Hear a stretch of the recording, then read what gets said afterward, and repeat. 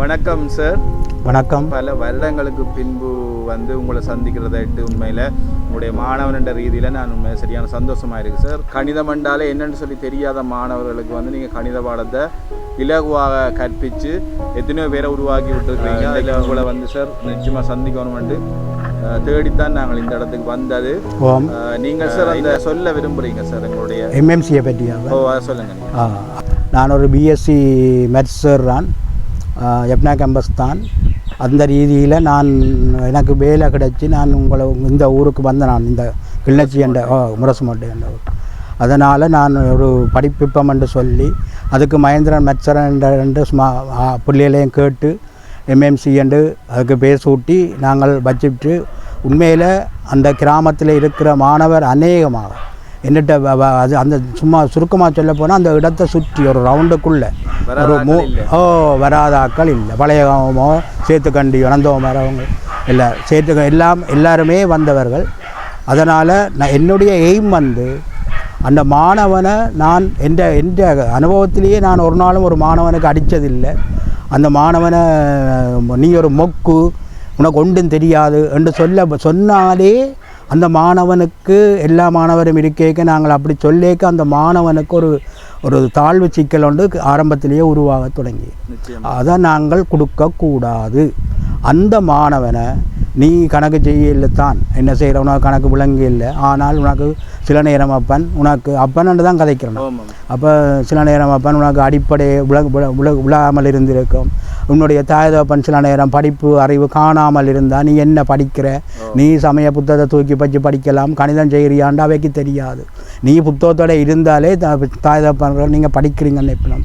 ஆனால் அவர் படித்த உத்தியோகத்தை அவர் அதை கவனிப்பார். அப்போ அப்படி பிரச்சனை இருக்குது. சில பேர் கணிதத்தை நாங்கள் வெறுக்கக்கூடாது. கணிதம் மட்டுமல்ல எந்த பாடத்தையும் நாங்கள் வெறுக்கக்கூடாது. அப்போ அந்த பாடத்தில் நாங்கள் ஒரு ஆசை வைக்கணும். அப்போ மெட்ஸண்டா இதுதானு சொல்லி அப்போ அவனுக்கு ஆசையை வரப்பண்ணக்கூடிய முறையில் அவனுக்கு முதல் நான் கொடுக்குற கணக்கு ஒரு சின்ன கணக்கு தான் கொடுப்பேன். அது அவனுக்கு சொல்லி கொடுத்துட்டு அதே மாதிரி கணக்கை இன்னொன்றை கொடுப்பேன். அவன் சரி எடுத்தால் என்னுடைய வளமை அவனை ஒரு என்கரேஜ் பண்ணுறதுக்காக அவனுடைய முகத்திலே ஒரு சந்தோஷம் வருவதற்காக வெறிக்குட் அப்போ நான் போட்டு விடுவேன். நிச்சயமாக. அப்போ அந்த வெறிக்குட்டை கேட்ட உடனே அடுத்த கணக்குக்கு அவன் உஷாராகிடுவான். அடுத்த கணக்குக்கு அவன் உஷாராகிக்க சாருக்கு நான் செய்து காட்டணும் என்ற ஒரு ஆசையை தூண்டி கொண்டு வரணும். இப்படி ஒரு 5-6 நாள் நாங்கள் 5-6 வகுப்புகளுக்கு நாங்கள் இந்த மாணவனை இப்படி ஒரு நிலைக்கு நாங்கள் கொண்டு வர வேண்டும். அதோட மாணவரில் நாங்கள் சரியான அன்பாக இருக்கணும். நாங்கள் அன்பாக இருந்து உண்மையான அன்பாக இருந்து காட்டினா அந்த மாணவன் என்னோட சரியான அன்பாக இருப்பார். ஏனெண்டா எம்எம்சியில் கண்ணன் விழா வைக்கிற நாங்கள் அதெல்லாம் படிவ நாங்கள் அந்த கண்ணன் விழாவெல்லாம் அந்த மாணவர் என்னில் சரியான விருப்பம். அந்த நான் விடுற எனக்கு வர அந்த அழுகை ஆனந்த கண்ணீர் தான். ஏனெண்டா அப்படி மாணவர் செட்டுன்னுட்டு இருந்தது. சேர்ந்து செய்வாங்க எல்லோரும். எந்த பிரச்சனைக்கும் சாருக்கு ஒரு வருத்தம் என்றாலும் சரி, சாருக்கு ஒரு பிரச்சனை என்றாலும் சரி, எந்த பிரச்சனைக்கும் அவர்கள் வந்து விடுவார்கள். அதே நேரம் வகுப்பில் அமைதியாக இருந்து கணக்கு செய்யும் கொண்டால் கணக்கு செய்து கொண்டிருப்பார்கள். அதே நேரம் நாங்கள் தனித்தனி அவர்களை செய்ய விட்டாலும் செய்து கொண்டிருப்பார்கள். தனித்தனி என்னிட்ட கணக்கை காட்டிக்கொண்டே இருப்பார்கள். அவர்களுக்கு நீ கட்டிக்காரன் என்ற ஒரு வார்த்தையை தான் நான் நடுக சொல்லுவேன். உன்னால் செய்யலாம் போனது உனக்கு அந்த பேசிக் விழாததும் அல்லது உனக்கு இன்ட்ரெஸ்ட் இல்லாமல் இருக்கலாம், ஆசை இல்லாமல் இருக்கலாம். மற்சில் அதை தூண்டி விட்டால் அவன் தானாகவே செய்யக்கூடிய மாணவனாக மாறிவிடுவான். எம்எம்சி அதுக்கு பிறகு நீங்கள் தொடர்ச்சியாக கற்பித்து கொண்டே இருக்கிறீங்களா அல்லது இடையில் ஏதாவது? அது இப்போ நான் கற்பித்து கொண்டே இருக்கிறேன். ஏஎல்லும் சயின்ஸ் சென்டர் கிளிநொச்சியில் படிப்பிச்சேன். நான் யாழ்ப்பாணத்தில் நான் உண்மையில் சொல்ல போனால் என்னென்னா யாழ்ப்பாணத்தில் நான் ஃபிசிக்ஸ் தான் வீட்டில் செய்து கொண்டு இருந்தேன். நான் மேத்ஸ் எடுக்க இல்லை, ஓஎலுக்கு கீழே செய்ய இல்லை, ஃபிசிக்ஸ் தான் எய்மாக இருந்து ஏஎல் படிப்பிச்சு கொண்டு இருந்தேன். நான் இங்கே கிளிநொச்சிக்கு சயின்ஸ் சென்டரில் நான் ஒரு 5 வருஷம் 90-95 வரையும் நான் படிப்பிச்சேன். நான் எங்களுடைய கிளிநொச்சி டாக்டர் மனோரன் சாரும் என்ற மாணவன் தான். இங்கே ஏஎலுக்கு மேத்ஸ் படிப்பிக்கிற சதா சார், கடம்பசீலன், ஃப்ரெண்ட்ஸ் கொட்டேல் எல்லாருமே என்ற மாணவன் தான். அது மட்டும் இல்லை என்னட்ட ஓஎல் மாணவர்கள் இப்போ நிசாந்தன் பட்சே எங்கேயோ இடத்துல நல்லா தான் இருக்குது. எல்லா உதாரணத்துக்கு நிசாந்தனே ஒரு ஆசிரியர் தான்.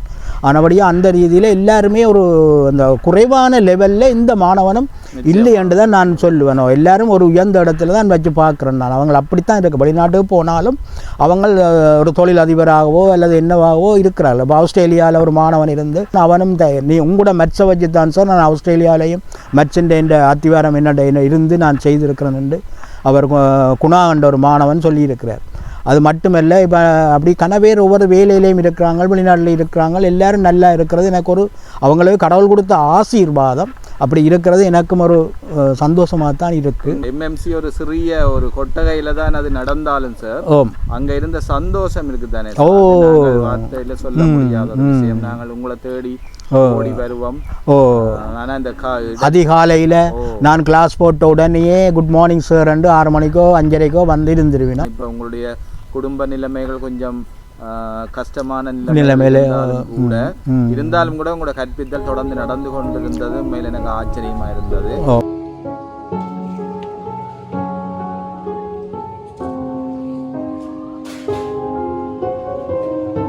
சார் உங்களோட குடும்ப சூழ்நிலை பற்றி சொல்லுங்களேன் சார். நான் இங்கே குமரபுரத்து ஒரு பிள்ளையை தான் நான் திருமணம் செய்து கொண்டேன். அது அந்த நேரம் எங்களுக்கு ஒரே ஒரு குழந்தை, பெண் குழந்தை. அவள் ஸ்காலர்ஷிப் பாஸ் பண்ணி நான் மன்னாரில் 10 வருஷம் வேலை செய்தேன். நான் அங்கேயும் அப்போ மன்னாரில் நான் ஏஎல்லுக்கு படிப்பிச்சேன். நான் 5 பேராக டாக்டர் இன்ஜினியராக போய்கொண்டே இருப்பார். அப்போ அங்கே படிப்பிக்க பிள்ளையும் அங்கே தான் ஸ்காலர்ஷிப் பாஸ் பண்ணி இங்கே வந்தவா, வேம்படிக்கு வந்தவா. நான் யாழ்ப்பாணம் 10 வருஷம் வேலை செய்தேன். வேம்படியில் படித்து கொண்டிருக்க நல்ல மார்க்ஸில் பிள்ளை எடுக்கும். ஓஎல் ரிசல்ட் கூட 6A 2BC English medium Vembadi. AL bio செய்தவா. அப்படி ஏஎல் படிக்கான் பிள்ளைக்கு ஒரு படிப்பு தன்மையோ என்னன்னு தெரியல, நெஞ்சு வருத்தம் கொண்டு வந்து அவருக்கு அந்த எல்லாம் அந்த ஒரு குழப்ப நிலைக்கு ஆளாக்கப்பட்டு விட்டார். அதோட ஒரு நாள் தான் அந்த பிள்ளைக்கு 7 வருஷமாக பிள்ளையோட நான் மினக்கட்டினேன் அந்த வருத்தங்களால். அதே நேரம் ஒரு நாள் தான் நெஞ்சுக்குள்ள என்ன செய்யுதுன்னு சொன்னால் போல் ஒரு நாள் தான் பிள்ளை அந்த நெஞ்சுக்குள்ளே செய்கிறதோடையே அன்றே பெரிய ஆஸ்பத்திரியில் அவள் காலமாகி விட்டாள். அப்போ ஏஎல் படித்து 7 வருஷத்துக்கு பிள்ளையோட சுயினவா. பிள்ளையே நான் தான் பார்த்தேன். இப்போ மனைவி மூட்டுவாதத்தில் இருக்கின்றார். பிள்ளை இல்லை பார்க்குறதுக்கு. அவளோட அம்மாவுக்கு வயது போயிட்டுது. அவளோட தங்கச்சி வேறு பொறுப்புகளை எடுத்து சமையலோ இன்னமெல்லாம் அவள் செய்கிறாள். அவள் நான் தான் பார்க்கின்றேன். ஆனால் எனக்கும் 67 வயது, எனக்கும் இயலாது. இப்போ கூட அவள் நடக்க இயலாமல் தான் பெட்டில் இருக்கிறாள். கொஞ்ச நாளாக நடந்து கொண்டே இருந்தவா இப்போ கொஞ்ச நாளாக பெட்டில் இருக்கிறாள். இருந்தாலும் நான் ஆயுர்வேத ஒரு மசாஜும் ஒரு பொருளை கொடுத்து கொண்டு இருக்கிறார். அப்போ ஏதோ சுகம் வரலாம், வராமல் விடலாம். ஆனால் அவள் நான் என்னால் இயலாத தன்மையோடையும் நான் அவள் பார்த்து கொண்டு இருக்கிறதுன்றது ஒரு கடவுளுண்ட அனுக்கிரகம் தான், கடவுளுண்ட ஆசீர்வாதம் தான். அப்படிப்பட்ட ஒரு சூழ்நிலையிலும் உங்களுடைய சேவையை நீங்கள் தொடர்ந்து கொண்டிருக்கிறீங்க. நடந்திருந்தாலும் கூட உங்களுடைய அந்த சேவை தொடர்ந்து கொண்டிருக்கோம். உண்மையில் கடவுள் உங்களை ஆசீர்வதிக்கணும். என்னண்டா இப்போ நான் தாங்கிறது இப்படித்தான், ஆண்டவரே என்னை வழி நடத்தும், அதுதான் அவ்வளோந்தான். ஆனால் நான் இப்போ கடவுள்கிட்டையே பொறுப்பை கொடுத்துட்டு நான் என்னவோ நடக்கிறத காணுவோம்ண்டு அப்படித்தான் மனதை திடப்படுத்தி கொண்டு, மற்றது எனக்கு பிள்ளை இல்லை, இந்த வார பிள்ளைகள்லாம் எனக்கு இப்போ பிள்ளைகளாக இருக்கிறோம். அப்புறம்